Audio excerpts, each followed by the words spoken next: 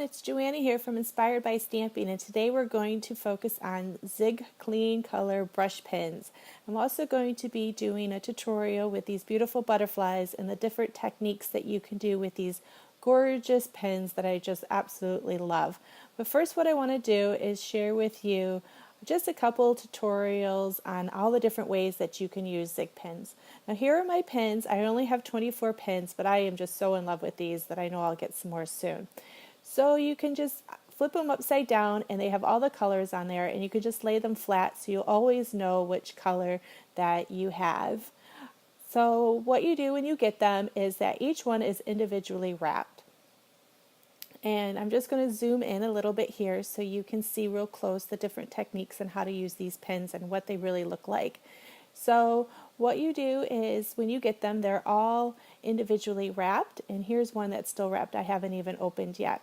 And they have a nice little way you can open them. You can twist the top or you can just pull that down like so, and they just come right off, real simple and easy. And the tips are really fine, as you can see. They're just beautiful, and they're nice and thin so you can get into those little tiny detail spots, or you can press down for a bigger, thicker line. So I'm going to demonstrate with the pink color here, and I'm just getting it, grabbing it, and it's just beautiful. So you can do some fine detailed work with very, very lightly pressing down, or you can do some big, thick detailed work by pressing firmly, and it's just beautiful. So you can color brush strokes, or you can do little tiny brush strokes and those fine details that we have sometimes with our stamps, and just lightly press down, and you can see it makes beautiful little feather strokes, or you can press down farther for some big thick strokes. And I just think they're just gorgeous. So I'm just going to grab a couple Zig pens here, and also some water and a number 5 watercolor brush, just to demonstrate a few little techniques that I've discovered with these pens.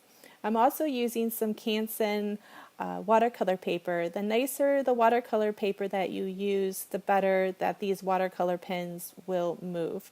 So I'm just creating a little box here. I'm just going to share with you just a wet on wet technique. So these watercolor brushes bloom beautifully. So you just put some water down, and you could just watch the color just spread out just perfectly, just like watercolors do.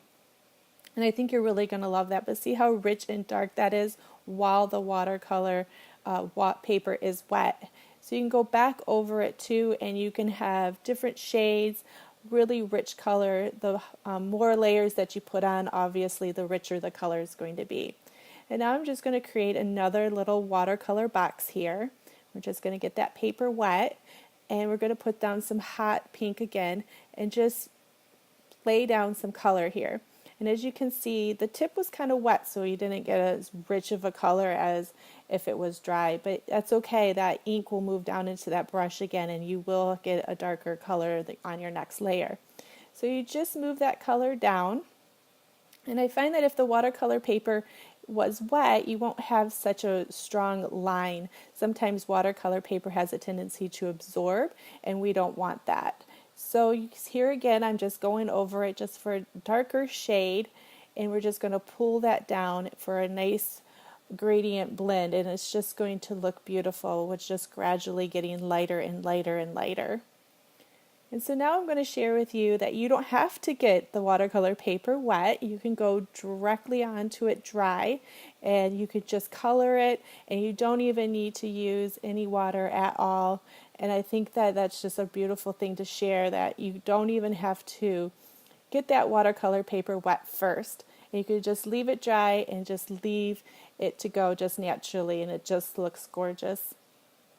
Now I'm just going to share with you on a different technique, just laying down the darker color here, and then while this watercolor ink is still wet, we're just going to grab a different color and blend it in, and look how it just beautifully blends. And I think that that is just really neat. You don't even have to get it wet, it just naturally blends. So I'm just going to use 3 different colors, and we're just going to use a lighter yellow here while that ink is still wet, and then blend it in, and you can see how beautifully that just blends.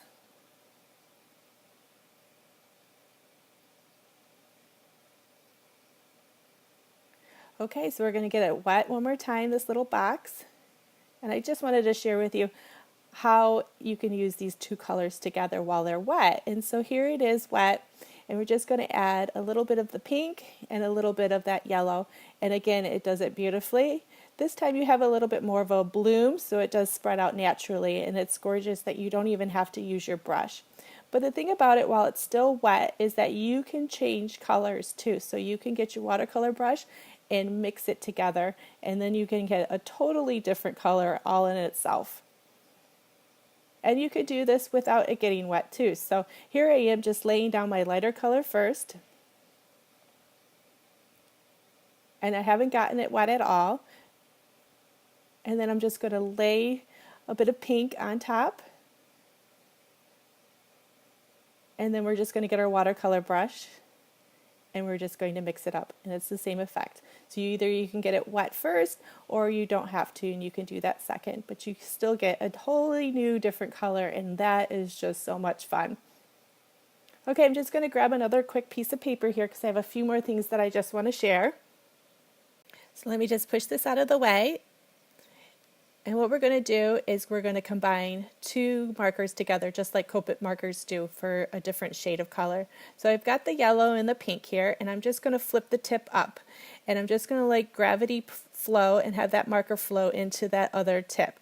So you can see right now that that tip is changing color. And this is fun too if you want to do different colors together, or just a gradual different from pink to yellow. So I'm just going to lay down this pink. And as you can see right here, I have a different color, so it's kind of in between. Now, if you want to rub off the rest of your brush, I would just suggest that you just, wipe it off onto a scrap piece of paper, and then you'll go back down to yellow again. Another great thing is I'm using a glass. This is the glass board that I'm using here. Is you can lay down your pink, hot pink first, and then you can pick up the color again on your brush. And you can also lay it down for a beautiful gradual effect, and it does exactly the same thing, but I thought I would let you guys see how beautiful that is, and I just think that's so fun. And so when you're done with that, that pink, and you want that pink off your brush, make sure that you wipe it off on a scrap piece of paper. So see you in the craft room, and we'll make this card next.